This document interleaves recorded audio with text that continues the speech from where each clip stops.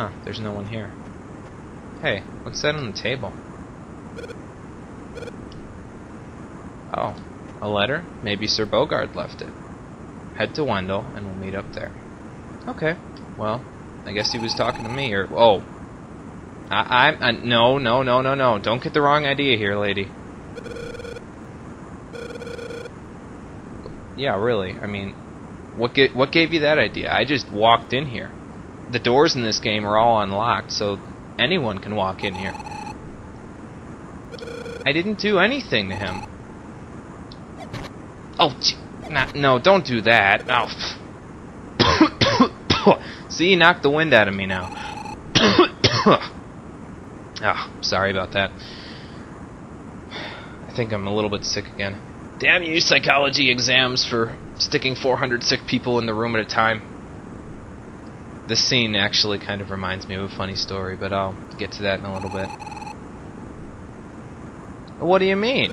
I wasn't even around at that point. I mean, I would think that she would realize I couldn't have been that old enough to, you know, even be in the army 10 years ago, but...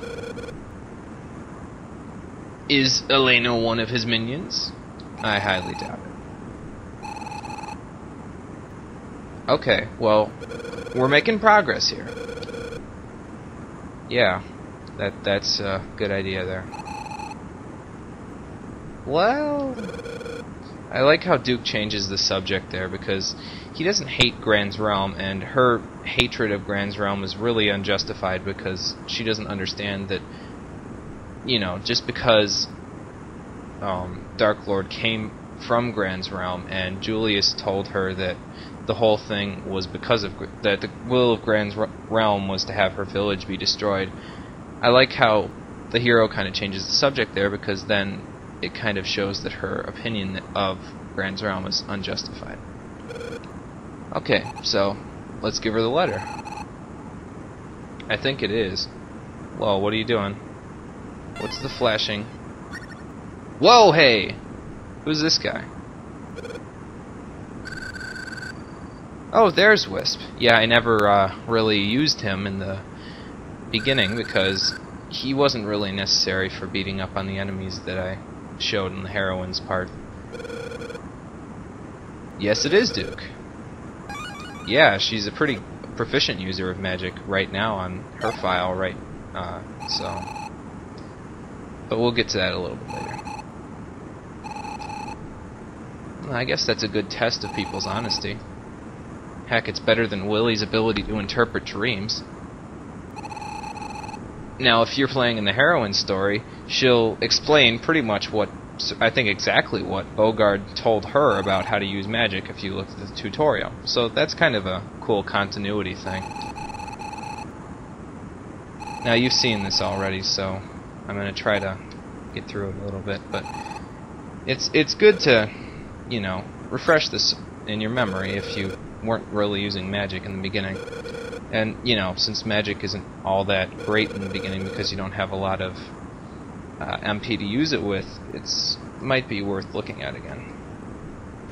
Okay, here's the letter. Okay, it is from Sir Bogard. Okay. Do you mind if we go along with you? Well, we've got to talk to Sibba there. Actually, so do you, so... I guess we're both going to Wendell.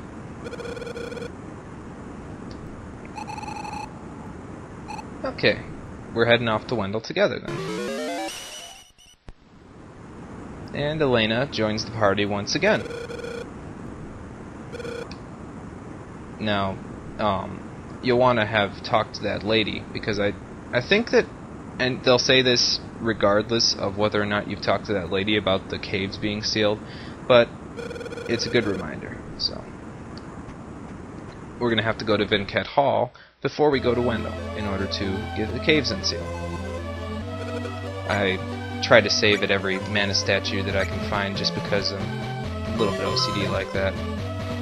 Not OCD so much as being careful. You know, I don't want to run into a Batmo and it have some sort of hacked evasion or something crazy like that, and then it end up killing me or something. That'd be terrible. Oh, okay. So that's how we get over those cliffs. And we learn the jump ability. That was a little bit overdone there, but okay. You can jump by pressing the L button, as you can see, and if you hold the direction while pressing jump, you can jump in a certain direction. So that'll be useful. Let's kill this rabbite first, then we'll test it out going up here and killing that guy from the ledge. Now, the heroine as a partner will cast magic fairly constantly if you don't change her NPC setting. So I'm going to go over to that. Now, she has stay back, and she's more towards weapons than anything else. I'm going to set her closer to magic, just because I like having her use magic a little bit more. I don't really think that it's going to be all that useful, but that's just my bias on partners in this game. Okay, well, we're not too bad off on experience, so let's keep going. Oh, and this is where the magic rope appears. It appears on your menu right here. It's not part of your items or anything. You can just use it, and then you'll just warp right to the mana statue. I might show that off. One more rabbite. Little treasure chest. Little gumdrop. Little more progress. Slash out! I like doing that for no reason. I just think it's fun. Okay, so a couple more enemies here. Can't believe that actually hit. Okay, the BB's dead. So now this is the ledge that I was showing you earlier that you couldn't get up. Well, now you can. You just jump up it, and then you're there. So, and that leads to this little area up here. Remember the sign that said cave off limits down there? Well, the cave is right over here. There's no enemies on this screen, so don't worry about it. Oh, hey, it's Niccolo again. What's up, Niccolo? Oh, well, that's too bad. Why aren't we going to be able to get through the cave? Metaballs, huh? Yeah, you might want to tell me how to beat them, since I have no idea what they are. Oh, there's different kinds, huh? Yeah, the metaballs are categorized into the 3 weapon traits, those being slash, jab, and bash. So you'll need to use all 3 in order to get through the cave. That means you will have to switch to the heroine at some point, because the hero is not going to get a bashing weapon anytime soon. So, yeah, we'll take care of it for you, Niccolo. Will we be even after this? I guess so. Okay, do a level check right now for yourself. At this point in the game, you will want to be at level 6 like I am, because it makes the enemies that are coming up a lot easier to deal with, and it also is a good way. It's a good way to establish yourself as far as weapon levels and everything like that will go. So essentially, by the time you get to this statue, you want to be around level 6. If you're not level 6 yet, go back and do a little bit of grinding, either in the first screen of the Topple outskirts to the west of Topple if you're the hero, or if you're the heroine, do it in the first screen south of Topple, because that's where the Batmos, BBs, and Rabbites will all appear if you're the heroine. So, since we're all ready to go already, let's head into the Batmo Cave, the first of many dungeons in this game. And, as you might expect, it's full of Batmos, so you're gonna have to keep your guard up, and your partners hopefully will be of at least some use to you. So, let's take care. Okay, I remember what I was gonna say. I was gonna say I've got nothing to talk about now, but I do. I have that story that I was talking about a minute ago in the Cascade Cottage to tell you guys. So, a couple of days ago, I had to head over to my house from the apartment because my dad needed me to fix something with the TV, because our TV's a little bit on the high technology side, and my dad's not exactly good with lots of hardcore tech like that. So I had to go over to the house to fix that. Now, my little brother, Exia Prime on YouTube, he's awfully high-strung. So, and he's kind of paranoid at the same time. So, that might explain what I'm about to tell you. So, I go into the house. Oh, these are green slimes. The only thing that'll damage them right now is the heroine's light magic. So, don't even bother with them. So I go into the house, right, and I'm going up the stairs. Now, I had just left the house a few minutes ago in order to come back to my apartment because I was getting ready to go to bed. So they called me back over, and I went over, and I opened the door to Exia's room, and there he is, standing right in front of me, getting ready to swing a metal baseball bat right at my head.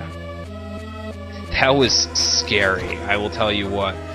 So afterward, I asked him, "Hey, why'd you have a metal baseball bat in your hand like that?" And he says, "Oh, I thought you were a robber." Like, really, dude?